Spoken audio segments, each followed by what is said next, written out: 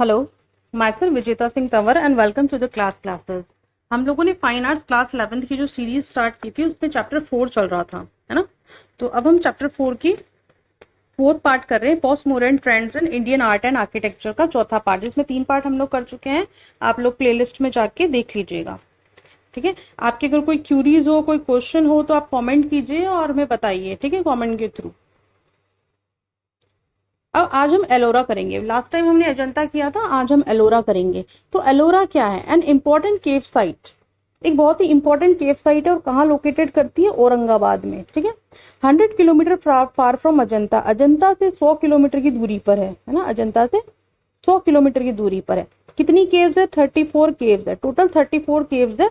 और इसमें तीनों तरह की केव्स है, जिसमें बुद्धिस्ट भी है, ब्राह्मण केव भी है और जैन केव्स भी है, ठीक है।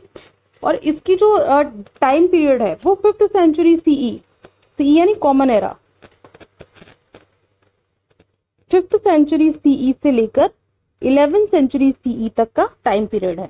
It is unique in turn of stylistic eclecticism, यानी इसका मतलब ये होता है कि ये बहुत ही यूनिक है, क्योंकि इसमें इसको कई जो स्टाइल्स है, कई जो शैलियां हैं, उनका संगम स्थान कहा जाता है, ठीक है। ये शैलियों की दृष्टि से अनेक शैलियों का संगम स्थान है। क्या है? एलोरा केव। एलोरा केव कई जो मेनी स्टाइल्स है वो एक ही जगह पे मिलती है। शैलियां किसकी? शैलियां मूर्ति कला की शैलियां, है ना। जो नृत्य शैलियां भी होती है ना, वास्तु शैलियां भी होती है। तो ये क्या है? मूर्ति कला की शैलियां हैं जो एक ही जगह पे अवेलेबल हैं।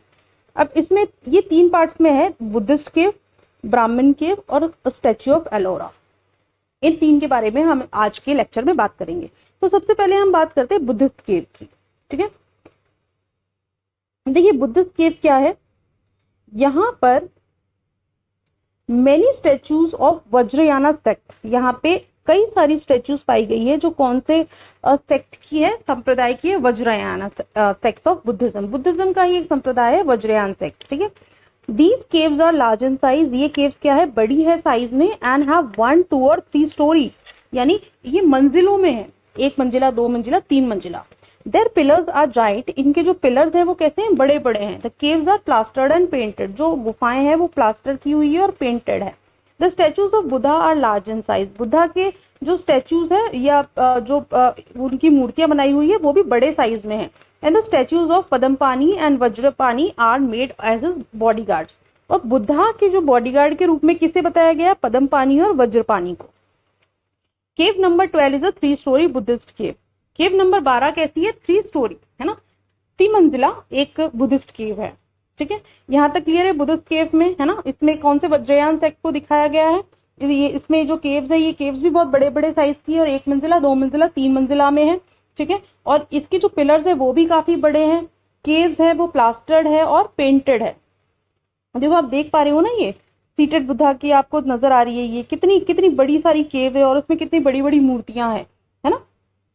ये देखो एक बुद्धा की ये मूर्ति है, इसमें ये एक बुद्धा है और ये वज्रपानी और एक ये पद्मपानी को एज ए इनका बॉडीगार्ड इनको खड़ा किया हुआ है, ठीक है। चलिए आगे चलते हैं। अब ब्राह्मण केव की बात करते हैं। ब्राह्मण केव, देयर आर मेनी स्टैचूज इन ब्राह्मण केव नंबर 13 एंड 28। 13 एंड 28 जो है, 13 से लेकर 28 तक की केव जो है वो ब्राह्मण केव है, ठीक है।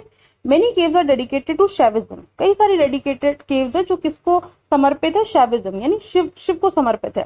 जैसे केव नंबर 16 है, 21 है, 29 है। तो शैव कथा incidents like Ravana lifting mount Kailash, killing of Andhakasura, Kalyana Sundara etcetera have been depicted, यानी शिव से रिलेटेड जो कथाएं हैं उन्हें चित्रित करने की कोशिश की गई है, ठीक है। ये देखो ये भी एक मतलब गजासुर शिवा की एक स्टैचू बनाई हुई है ना। उसमें कैसी कैसी कथाएं हैं? जैसे रावण ने जब कैलाश पर्वत को उठाया था वो उसको दर्शाया गया है। जब शिव ने अंधकासुर का वध किया था वो दिखाया है। कल्याण सुंदर वाली जो इंसिडेंट है उसे उसमें दर्शाया गया है। Various incarnation of Vishnu have been depicted in Vaishnava mythology story, जो भगवान विष्णु से रिलेटेड भी कुछ ऐसे प्रसंग है जिनको उसमें पौराणिक कथाओं के अनुसार जो उनके प्रसंग है उन्हें भी मतलब उन प्रतिमाओं में उन चीजों को भी उन्होंने मतलब एक तरह से दिखाया गया है ना। एक उन्होंने एक ऐसी तस्वीर प्रस्तुत की है जिसमें वो इंसिडेंट नजर आए। जैसे अगर हम महाभारत की फोटो देखते हैं तो उसमें कैसे है? रथ है, अर्जुन है, कृष्ण है, है ना, महाभारत का युद्ध चल रहा है, तो इस तरह से हमें पता चलता है कि महाभारत की पेंटिंग है। उसी तरह से उन्होंने वो माइथोलॉजिकल जो इंसिडेंट्स थे भगवान विष्णु से रिलेटेड, भगवान शिव से रिलेटेड, वो इसमें बताने की कोशिश की है अपने जो मूर्ति कला है उसके जरिए। ब्राह्मण के समझ में आ गया। अब आगे चलते हैं, स्टैचूज ऑफ एलोरा। अब एलोरा की स्टैचूज की बात करें यानी मूर्तियों की बात करें तो ये कैसी है, काफी बड़ी है ना, साइज में काफी ह्यूज है। Volume of the statues protruded, है ना, इसका मतलब ये होता है कि उनका जो आयतन है यानी अंदर का जो पार्ट है वो काफी बाहर निकला हुआ है। जो आयतन है, बाउंड्री की बात नहीं कर रही, आयतन जो वॉल्यूम है वो बाहर निकला हुआ है, यानी वो ऐसी उभरी हुई सी मूर्तियां हैं, है ना। और क्या है कि and creates depth in the periphery of the picture, जो क्या करती है, जो चित्रों को क्या जो मूर्ति है उसमें चित्र की परिधि का मतलब होता है सर्कमफ्रेंस, है ना, उसमें गहराई उत्पन्न करती है। यानी अगर हम उसकी गहराई का मतलब ये होता है कि वो उठी हुई है। जैसे एक मूर्ति है, मूर्ति अगर किसी गुफा के ऊपर बनाई हुई है तो उसको बाहर की तरफ बल्जिंग दिखाया गया है ना। जैसे अगर हम 3D इमेज को देखें तो वो कैसी होती है ना, उस पे उसका कोई सरफेस नहीं होता, लेकिन इसमें सरफेस है, लेकिन फिर भी उसके बावजूद भी वो बल्जिंग है, ठीक है। The statues are heavy and display superb sculpture. तो मूर्तियां कैसी हैं, मूर्तियां भारी है और मूर्ति कला का बहुत ही बढ़िया इन्होंने प्रदर्शन किया है इसमें। Various guilds at Ellora came from different place. Guilds का मतलब होता है मूर्तिकार।